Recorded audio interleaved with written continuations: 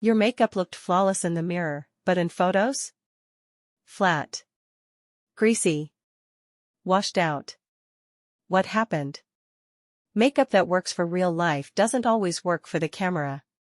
And most brides don't realize it until it's too late. Flashback? That's your SPF or silica-based powder. White cast? Probably wrong concealer tone. Shiny T-zone? That's oil plus zero blotting powder. Test your makeup under both natural light and flash photography. What looks glowy in daylight might look like a grease trap at night. Opt for matte finish foundation, peach-toned blush, no SPF, and waterproof mascara, and please, skip the glitter. Camera hates it. When your makeup's photo ready, you look amazing from every angle. Not just mirror perfect, camera proof.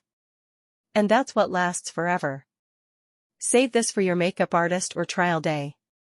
And if this helped, like, comment yes and hit subscribe. Real beauty tips, zero fluff.